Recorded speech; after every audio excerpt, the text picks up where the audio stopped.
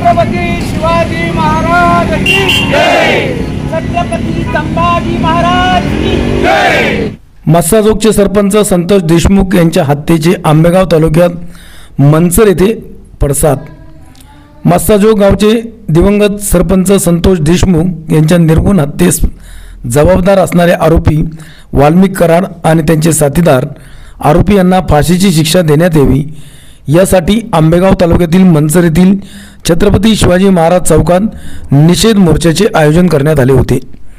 यावेळी पंचायत समितीचे माजी सदस्य प्राध्यापक राजाराम बानकेले, माजी सरपंच बाळासाहेब बानकेले, माजी ग्रामपंचायत सदस्य वसंतराव बानकेले, पुणे जिल्हा गरुड प्रतिष्ठानचे अध्यक्ष गणेश खानदेशी, सेवानिवृत्त DYSP विश्वासराजे थोरात, सामाजिक कार्यकर्ते संदीप मोरडे, राष्ट्रवादी काँग्रेस शरदचंद्र पवार पक्षाच्या महिला तालुका अध्यक्ष पूजा वळसे पाटील आदी मान्यवरांची भाषणे झाली।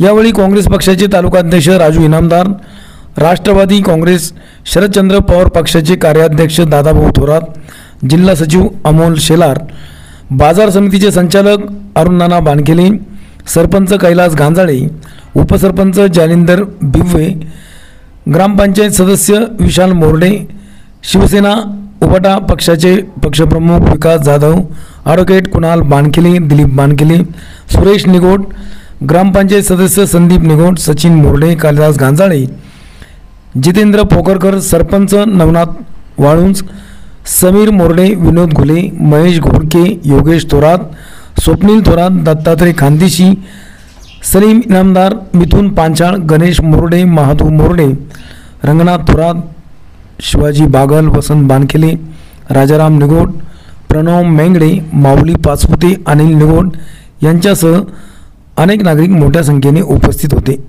आरोपींच्या फोटोला जोडे मारण्यात आले। यावेळी शासनाच्या वतीनं PSI सनील धनवे यांनी निवेदन स्वीकारले।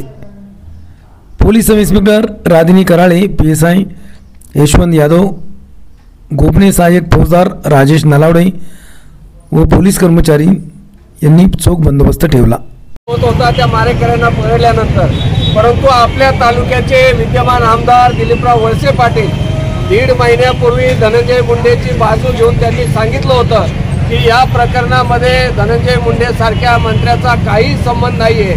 पण काल परवा सिद्ध झालेलं आहे की या सगळ्या प्रकरणाच्या पाठीमागे जो उभा आहे तो धनंजय मुंडे उभा आहे आणि मुख्यमंत्र्यांनी त्यांचा राजीनामा घेतलेला आहे।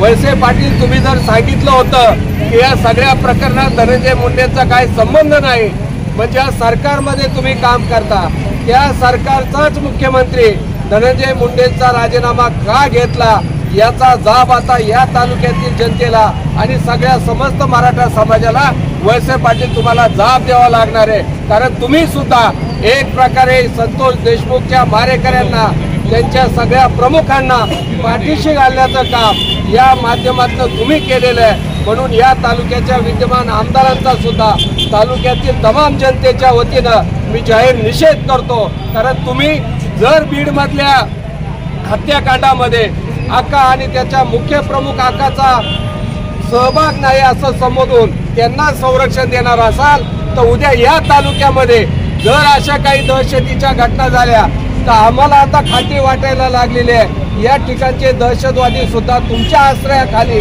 तुमच्या नेतृत्वाखाली कुठेतरी काहीतरी अशा प्रकारची कृत्य करतील आणि सामान्य कार्यकर्त्यांना जगणं मुश्किल होईल।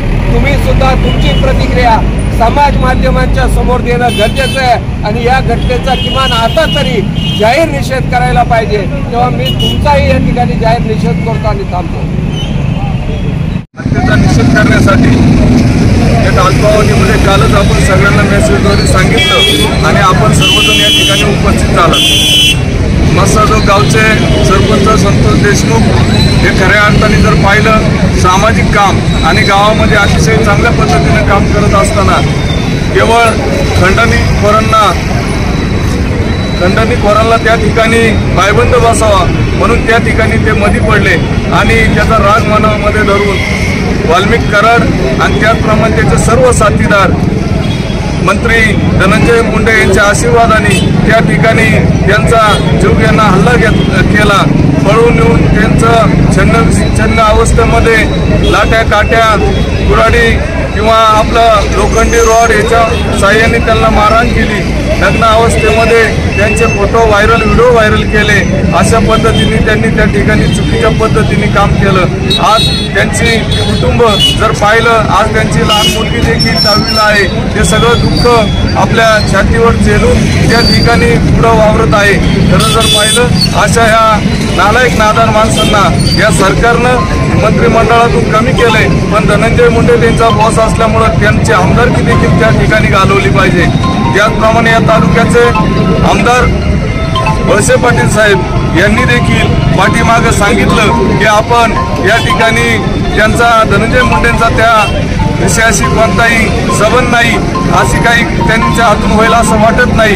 परंतु आज जर महाराष्ट्र शासनाच्या मंत्रिमंडळाने ज्यावेळेला त्यांचा राजीनामा घेतलाय, त्यावेळेला 100% धनंजय मुंडे या गटाचे प्रमुख आहेत। आणि असं सर्व काही असताना आपण जर या तालुक्यामध्ये एक राज्याचं नेतृत्व केलेली मंडळी जर या ठिकाणी दिशाभूल करत असाल, तर आपण देखील जाहीररित्या या तालुक्याची, या महाराष्ट्रातील तमाम जनतेची माफी मागितली पाहिजे, अशी मी या ठिकाणी अपेक्षा व्यक्त करतो। आणि आपण सर्व